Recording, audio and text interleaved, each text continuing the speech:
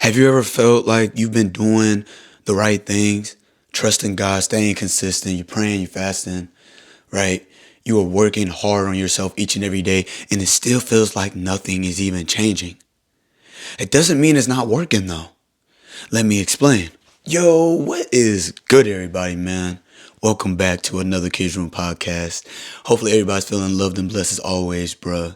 Make sure you like, comment, and subscribe on these videos, on this content. If it is speaking to you, please, let's go ahead and create a community. Let's grow together. Let's be strong together, and let's just learn together, right? I learn things too, even as I speak through these lessons. Even I would call them lessons, I guess. I'm not really a teacher, but I would say that they are lessons because I'm learning as well. But a little something every day can really push you forward, for measures, for bounds, for leaps. Just a little bit, but you just don't see it yet. But before we get into the lesson, though, of course, we got to get into the word. And that word is going to be in the book of Galatians, chapter 6, verse 9. And that says, "And let us not grow weary while doing good, for in due season we shall reap if we do not lose heart." Okay, so let us not grow weary while we're doing good. Doing good for us is not always in God's eyes good. Good acts does not mean that it's good for God, that it's good enough for God, right? But doing the right things, right? Not always the good things, but doing right. So you could be a good person, but people are just running over you. But if you can be a person that knows right from wrong, at least they can respect you and know that, okay, this person knows right from wrong, and we should act accordingly, because in due season we shall reap if you do not lose heart. Talking about patience once again, because right doesn't always feel rewarding at first. Simple, right? We talk about Noah in the book of Genesis. We go back into him talking about when God told him that there was going to be a flood, that these things, that he needed to build an ark, right? Didn't tell him when, didn't tell him any other details, no numbers necessarily, but just telling him there's gonna be a reason for you to build this ark. So it took him to have to obey God. He was being mocked, though, me made fun of. People didn't respect a guy that said there was gonna have rain that was going to flood them out. But it took actually 120 years, right? It took about 120 years. I think Moses was 500 years old or something like that. Back then, they lived for a very long time. And I think Moses was like 500. And then I think he was a little bit over 600 by the time he was done. Correct me if I'm wrong, but over 600 by the time he was done building the ark, right? But there was no rain within that time. There's no rain for years and years and years.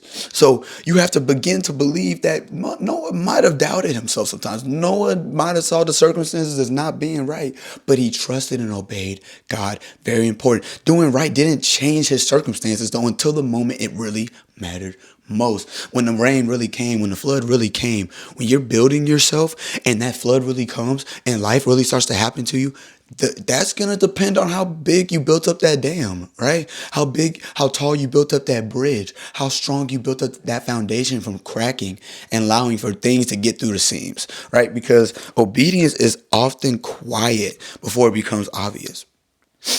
So the things that you're doing right often doesn't show reward until the time comes, basically. So you could do the simple things each and every day, but you might not see the reward until later on, because the little things is what really matters most, right? God measures faithfulness, not speed.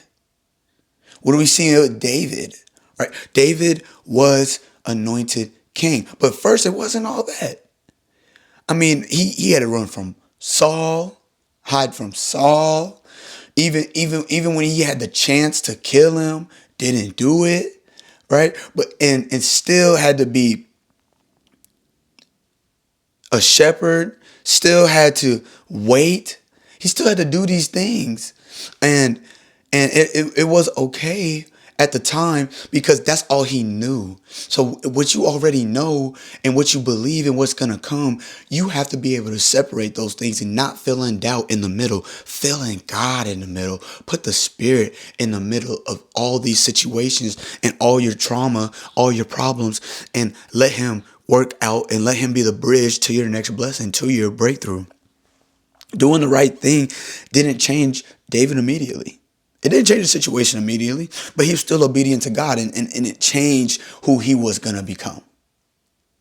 That's what it did. It prepared him for who he was going to become, right? So in real life, you can pray consistently, show up daily, right? Stay disciplined, doing the right thing, and you still feel stuck. You still feel like you're stuck in the middle of this spot where I can't get out. There is a place right now where I'm stuck in between rocks in a hard place. And what am I about to do? It seems pointless to wake up in the morning and do these videos. It seems pointless to wake up and spread my gift to the 2 people that I have at my job, or the 3 people, or the small crowd versus the big crowd, or the people that appreciate it versus they don't. Do it for God, though. Do it because you're on this journey with God, with Christ. The journey that Christ walked, technically with disciples, but really alone. Because God knew what was happening at the end. That life of 33 years wasn't going to be long. That life, it was going to be devoted for the first 30 years just to be hidden. And then the next 3 years to be amongst a crowd. That's not that long. If you really think about it right now, if God were to give you everything that you wanted and prayed for right now, everything that's beneath the surface right now, everything that he's working on beneath the surface right now, and then he sprouts it among you right now, you probably not even ready for it. You probably not even thinking that what he's going to do is actually what he's going to do. And then you're going to be like, this is too big for me. That's not what he is looking for. He's looking for you to feel as if, yeah, maybe it might be a challenge, or maybe it just might be you just walking into it and you don't even know until it just boom. And now you just still pushing, you still grinding. All those things that you were doing actually mattered most. Noah, David, right? Sometimes the change is happening in you first. Joseph. We talked about Noah, we talked about David, now we talking about Joseph, a man that had a dream, a man that had something that even his siblings were like, nah, we don't want you to have that, right? Because he ended up at the palace, he ended up with Pharaoh, but first he was sold into slavery, he was rejected, he went to prison, he was in silence, his integrity was tested.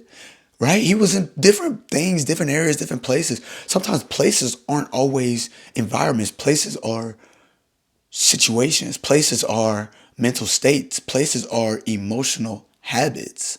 Right? So the environment didn't change Joseph first. Joseph had to change.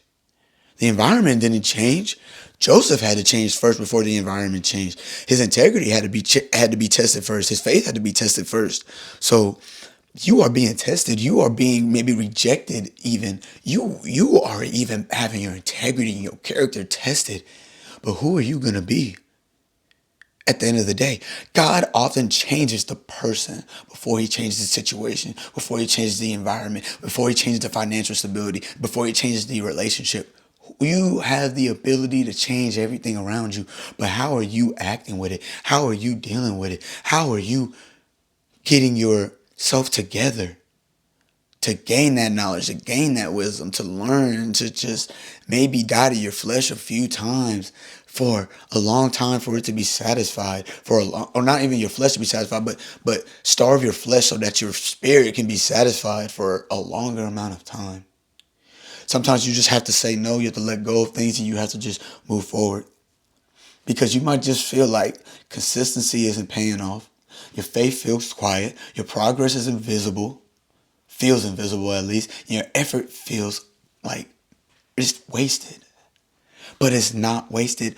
Growth doesn't announce itself at times, right?